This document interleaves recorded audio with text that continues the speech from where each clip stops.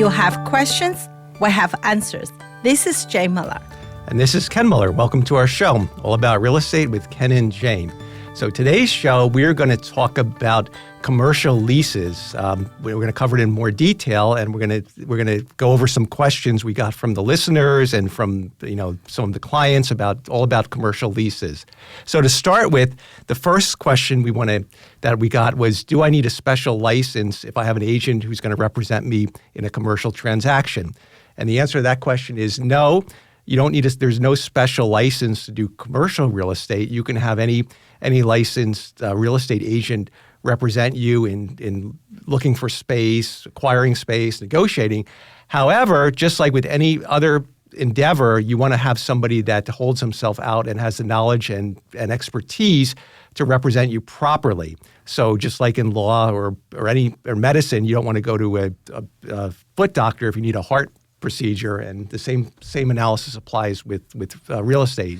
You generally, there's no written rule, but generally in the real estate profession, you tend to get agents that specialize in residential and those that do commercial. There are some that do both, but in general, at least from my observations, most of the agents tend to specialize in one field or the other. I have to say to you, Ken, when I started 16 years ago, they used to call the agent that's both commercial and residential.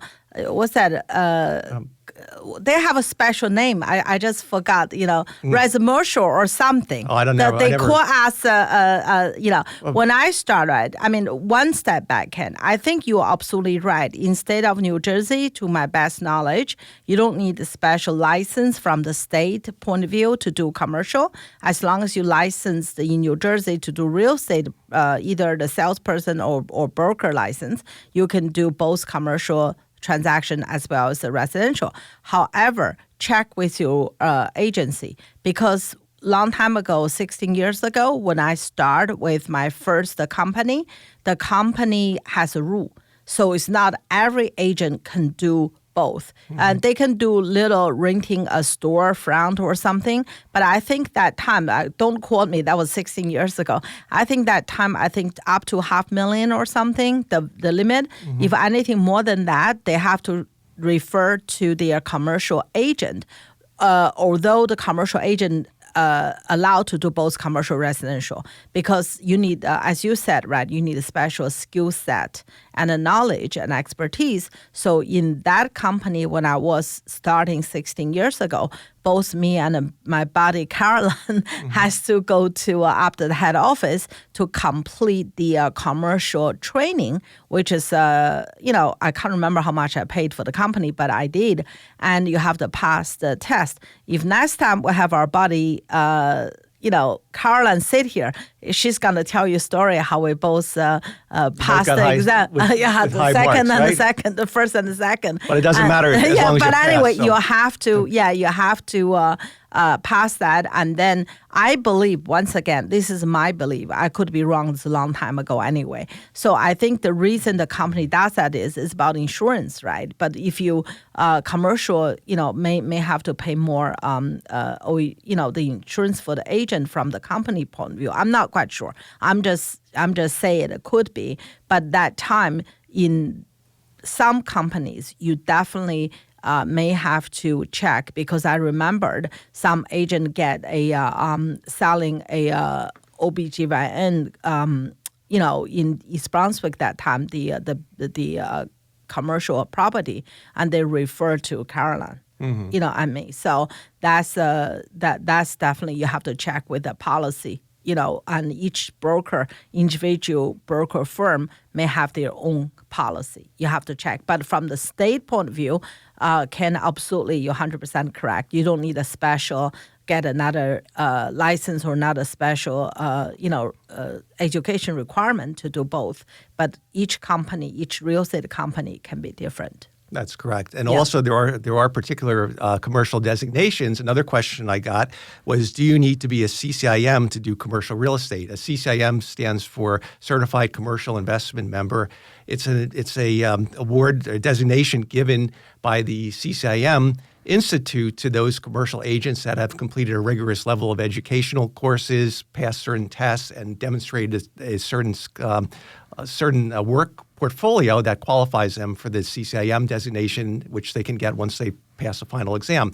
About 10% of the commercial agents, like myself, do have the CCIM, but no, you do not need a CCIM. You just need, again, somebody who specializes in the field.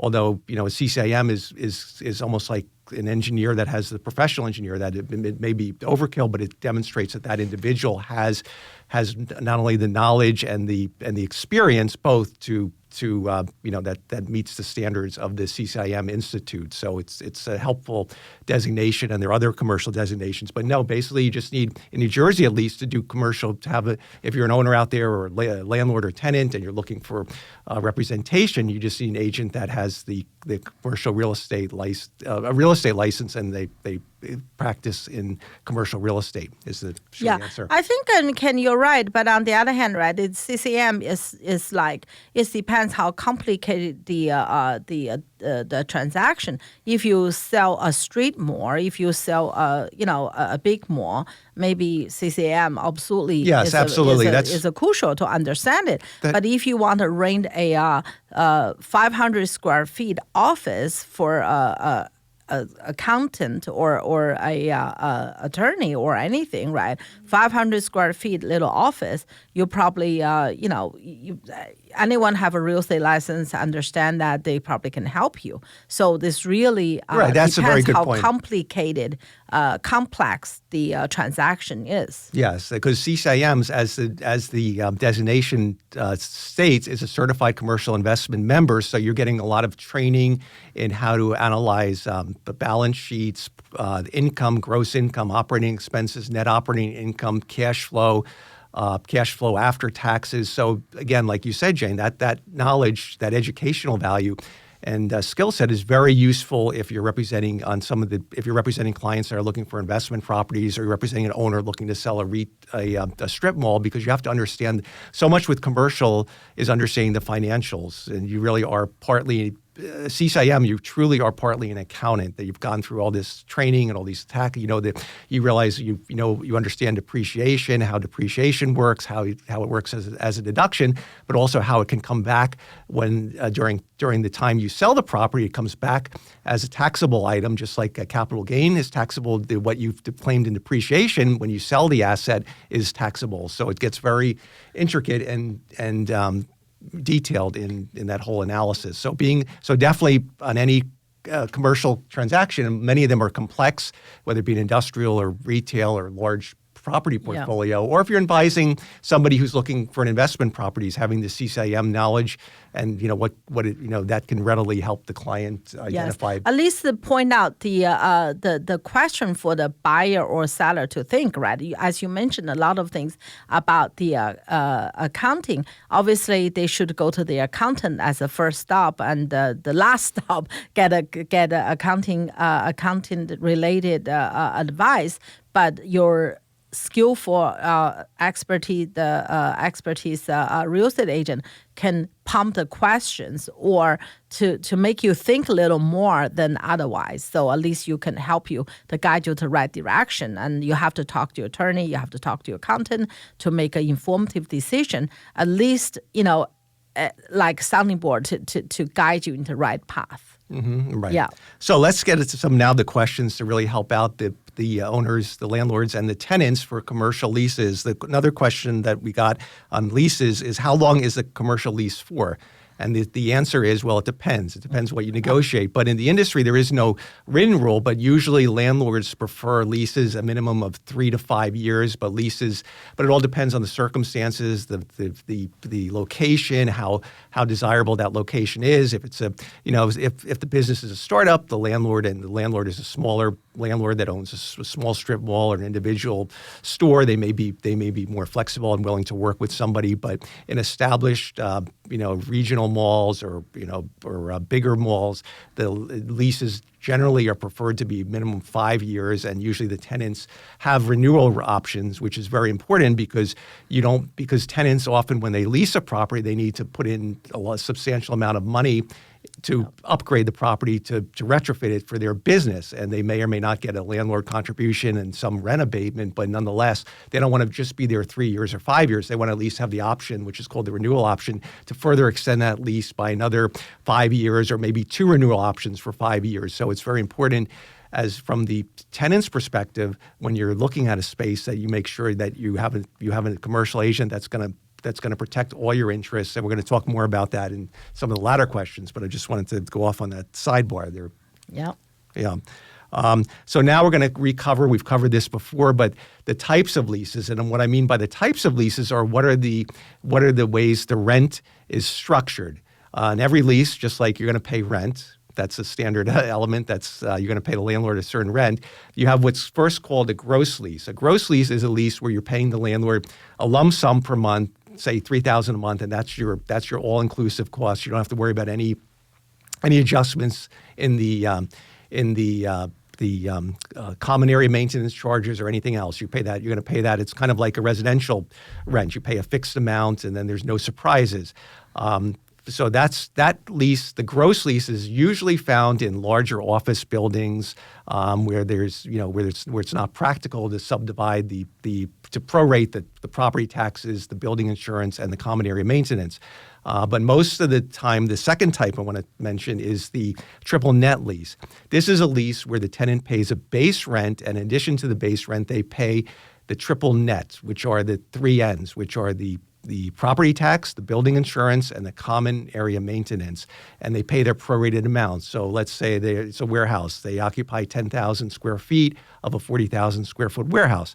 Then the tenant will pay 1/4 of the property tax, 1/4 of the building insurance, and 1/4 of the common area maintenance. And what is the CAM, known as the common area maintenance? Well, that consists of the snow removal, landscaping, common lighting for the exterior, maybe parking lot relining, maybe anything done, painting, any improvements made, all that's common area maintenance. And then they're going to also pay a specified amount every month, which is going to include the base rent amount and then plus the triple net amount, and that's going to give them a specified monthly amount. But the thing with that is that the triple net amount can change. So what will happen is at the end of the calendar year, they're going to have a reconciliation, which could go up or down based on, for example, if we had a rough snow year, then the common area maintenance costs would likely increase because the landlord incurred more snow plowing. So they're going to pass that on to the tenant. Wow, that's very well said, Ken. But I can't remember any time if they didn't have any snow, if nothing happened, they would reduce that right. cost. Well, maybe you can. Maybe you do, but I personally never had that. Well, and also, just share an interesting story, right? I had a client, and they were complaining the camp is too high. The landlord paint the wall, which they think is not necessary. Landlord put a lot of nice plant in spring, make the place look like a garden, which is a warehouse complex. It's overkill. So that's the my clients complaining. But on the other hand, it's really they have no say in that, right? No, I mean, a lot of time, right? It's two-side story. You said, oh, why they have to paint the wall? It's like ridiculous, a waste of money.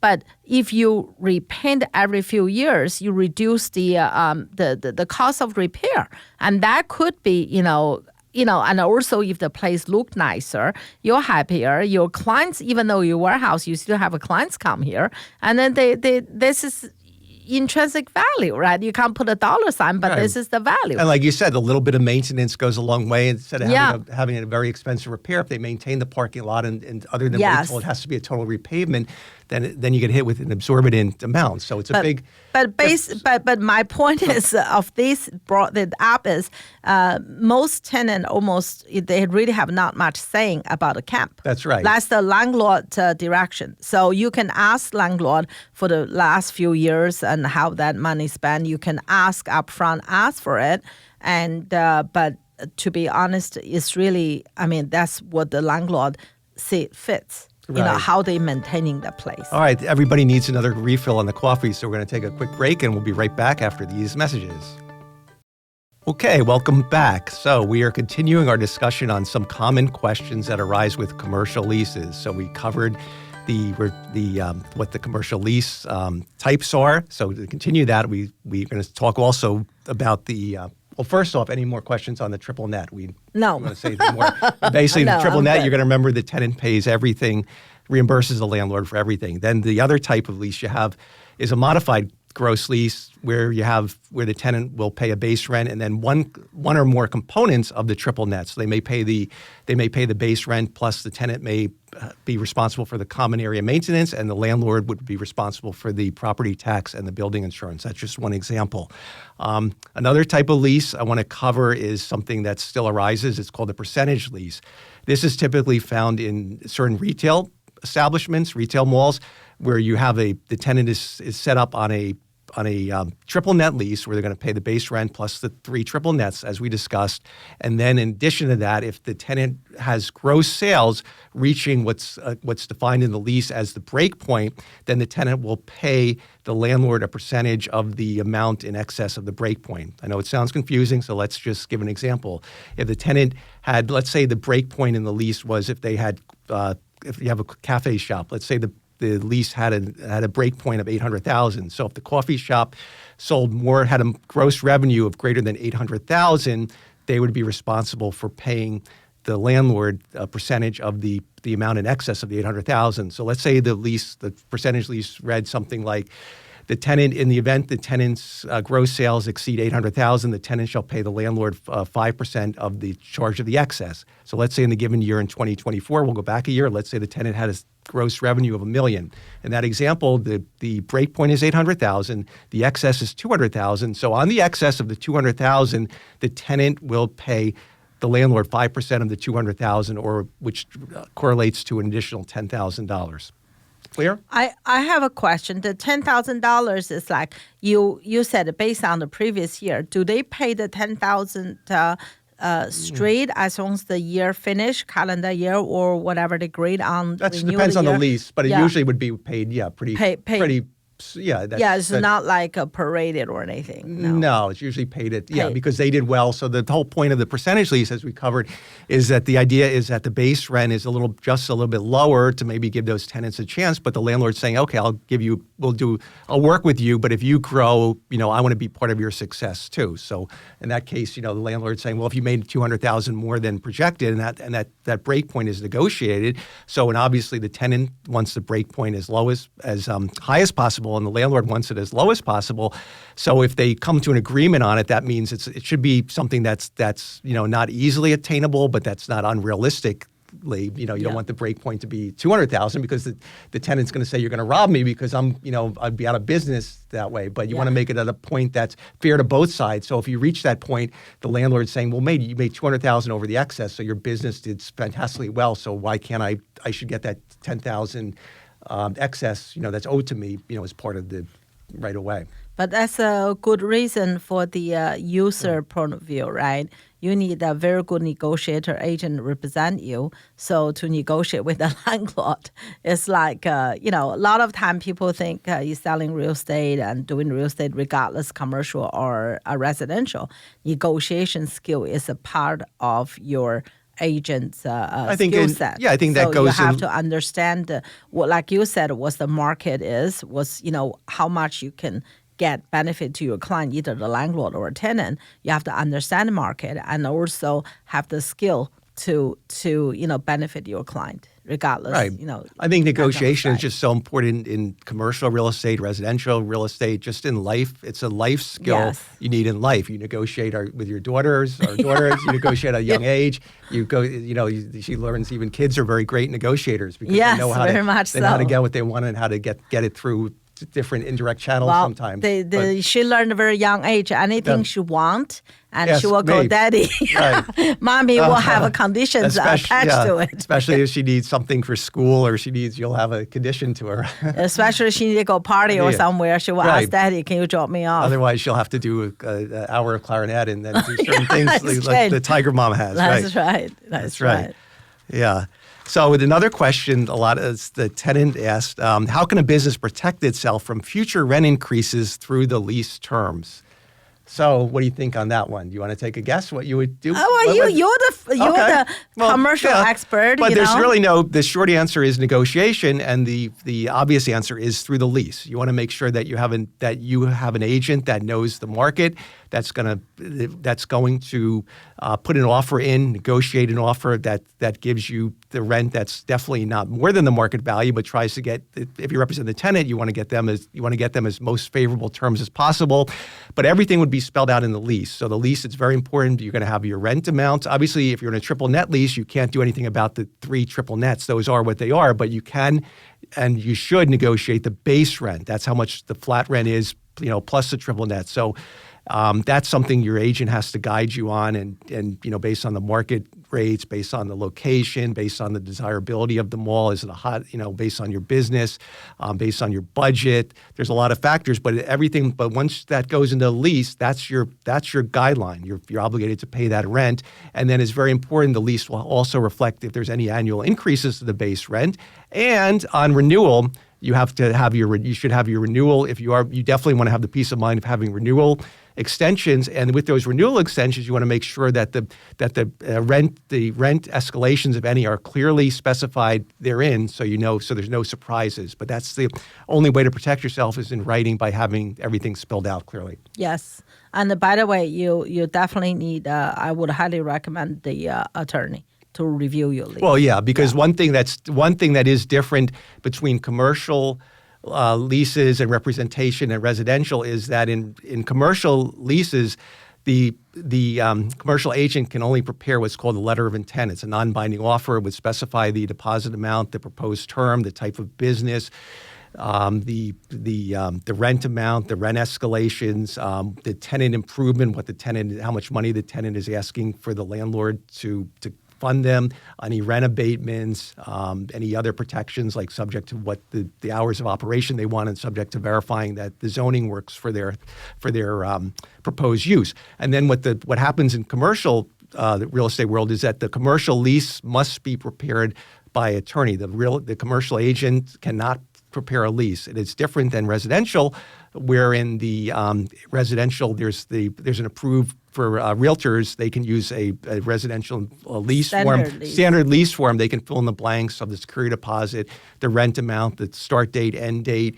And then but most of it is already specified, and then you can write in additional provisions on there. But you can subject to your attorney approval if you want to have an attorney. But if you don't, the lease is pretty much done by the association lease. That this association hired a professional attorney, wrote the lease. As you said, Ken, we just write fill in the blank like a third grader, right? The name, the how much, and it's beginning, the end. So that's pretty much standard. With the residential lease, but the commercial is totally different. Right, and that all goes back to the settlement that the association had with the New Jersey Bar back many years ago, where they came to a settlement where originally the lawyers challenged that the realtors were even allowed to do that, and also do that for contracts, for buy-sell agreements, because they were saying that was the unauthorized practice of law. Well, they came to a settlement through that lawsuit where it allows the realtors to do limited things with residential transactions, namely fill in the blanks for the contract of sale and also the residential lease using those forms. Subject to the attorney having review. an attorney review period, and that must be given to both in a tenant transaction and a buy-sell agreement that it has subject to attorney review. Absolutely. So that's very important. All right, let's go to another question. How important is location when choosing a commercial lease, and what factors should businesses consider beyond the rental price? Well, as the saying goes with residential, location can't be more important for retail businesses.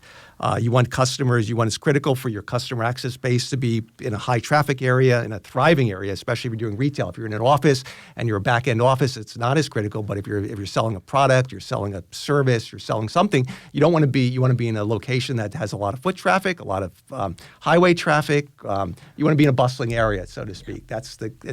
So location is everything. Yes, and absolutely. Plus that should be your most important thing before you even get into the you should look at your location.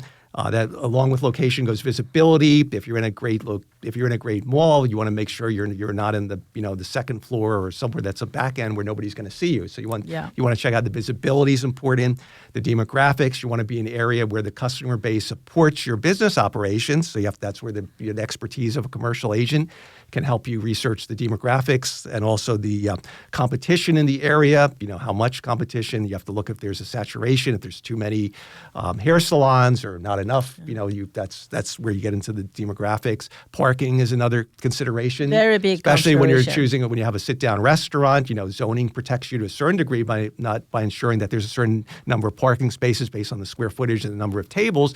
But nonetheless, you want to make sure parking is so important. There's a lot of places you go that they have insufficient parking, so they're. How many times we can't name the names, right? But how many times our daughter want to go out and it's not Friday night, by the way. It's like maybe Tuesday, Wednesday night. We drove somewhere. There's no parking. We have to leave, right? Yeah. So that parking is very important. Yeah. So those are all things, and also the overall appearance of the storefront is important. You can tell you a lot by looking at a place from the outside. Is it being maintained? Is it what's the landscaping like? What's the facade look like?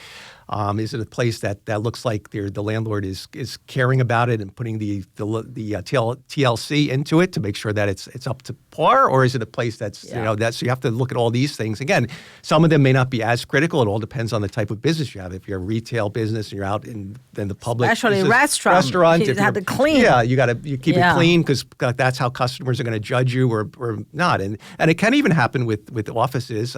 We have had clients and some things that commented that certain offices they felt it's not just retail. They said, well, if they want to bring their company here, they need the building to have a certain feel to it, because especially if they're trying to recruit new people. So the exterior facade and the inside condition means a lot, because in a lot of businesses, I shouldn't just say retail, also in service businesses or anybody that you're interacting with, even future employees. You want to bring them to you. So there is that old So you do judge a book by the cover in a lot of cases when it comes to commercial real estate. So we are just about out of time.